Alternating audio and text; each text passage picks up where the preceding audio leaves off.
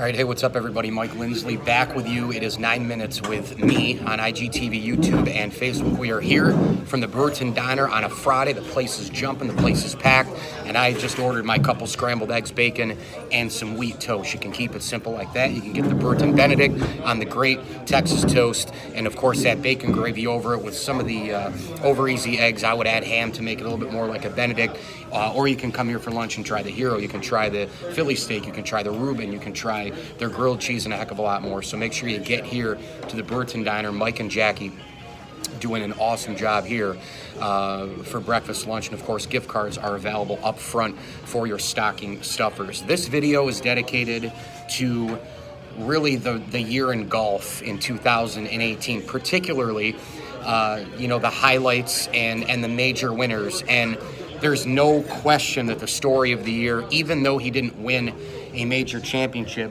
was Tiger Woods. The fact that he came back from where he was, the pits of absolute hell. The guy couldn't move. The guy could barely get out of bed. His good days were still bad days.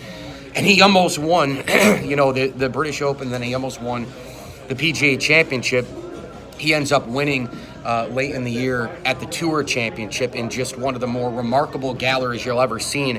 It was like one of those Tiger galleries from 2000, 2001, 2002. It was like Muhammad Ali running through the streets for the rumble and the jungle and all the rest. I mean, it had the feel for the Dalai Lama type gallery and crowd, and they just went nuts down at the Tour at East Lake in Georgia, and Tiger got a win, and it was an amazing one. And of course, Tiger now with 80 wins in his career. He won't break Jack Nicklaus's record, but what I will tell you about Tiger Woods is he can still break the all-time PGA wins total.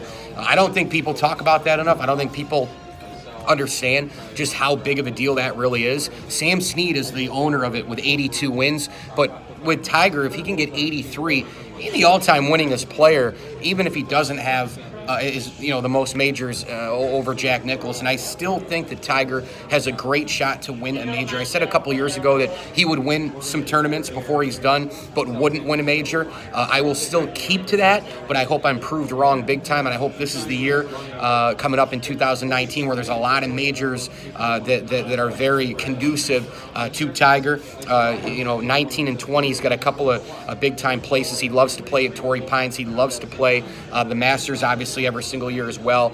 St. Andrews coming up around the corner. So there's a lot of courses that Tiger has had success with before. And I still think that his best chance is to win an Open Championship, because he doesn't have to be tremendously great when you look at the driver right straight through the middle every single time, pumping the ball 330, 340 straight down the fairway. Tiger can kind of use some of those irons and bust the thing down the fairway and use that British Open fairway and sort of the elements to kind of get him farther down the line, and then try to become a great approach player and an awesome putter, which he did show this year in the British Open. Speaking of the majors from this year, the first one, Patrick Reed winning his first major by a stroke over Ricky Fowler. This was an unbelievable win for Reed. Remember, he just came off of his Captain America incredible performance in the Ryder Cup. Now, you look at Patrick Reed, he's a major winner, and he showed a lot of the competitive juices and some of the guts that he had in helping the Americans win the Ryder Cup, of course, in Hazeltine in Minnesota back in 2016. When Patrick Reed gets going, Patrick Reed is unstoppable. He's a locomotive type golfer. Obviously, when he's going the other way, it gets pretty ugly, but man, his game was unbelievable at Augusta. He was shaping the drive, and he was making all the big putts. Those were the two things that he did extremely well.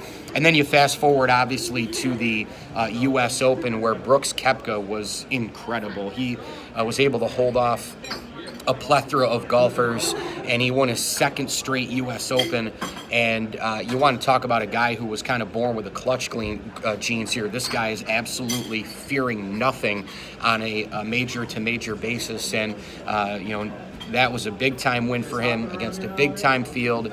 And Koepka was just Koepka was just really, really good, super clutch.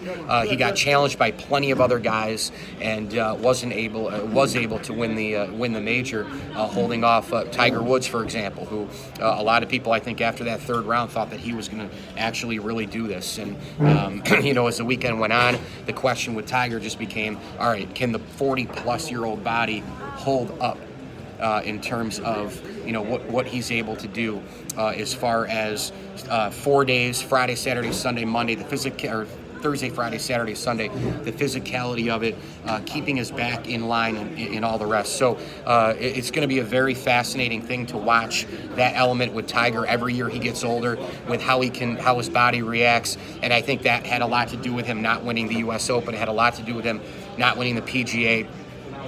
Before we get to the PGA from this past year, the British Open, the Open Championship, was probably one of the great tournaments for Tiger. And actually, now that I think about it, Tiger in the U.S. Open, he did not. That wasn't the tournament that he had the best chance to win. The Open Championship and the PGA Championship were, but the U.S. Open, to the point of his back and all the rest, you could tell right away that it was going to be hard for him to hold up. Well, then he had some rest. He played in a couple of tournaments. Then he plays in the Open Championship, and you take a look at that tournament, and Francisco Molinari was absolutely unbelievable. That was a tournament where Tiger had a real shot to win it. Tiger had a lead. Tiger was making the galleries buzz, and then the 11th and 12th holes absolutely killed him, where he went double bogey and then bogey, and that was eventually it. Molinari was able to hold off a plethora of other golfers. Rory McIlroy, I think, was going to be in the hunt this year for majors. He just finally got his ankle healthy, and you take a look at the field in the Open Championship. That was an incredible win. Thank you very much.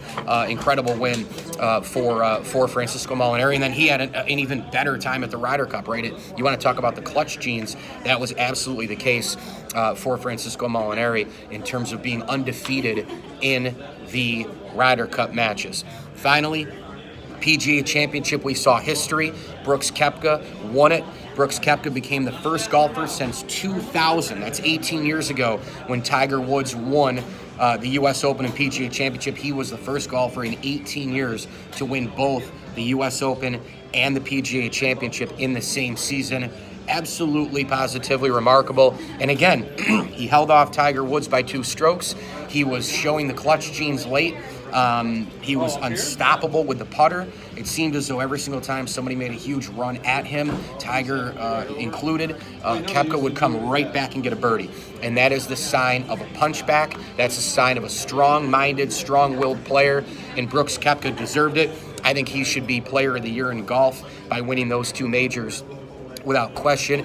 And then obviously the disappointment in the Ryder Cup over in Paris at Le Golf National, where the Americans just shit the bed. They were absolutely horrific in the Ryder Cup, and it started out right in the beginning. They did not look good the first day of the Ryder Cup.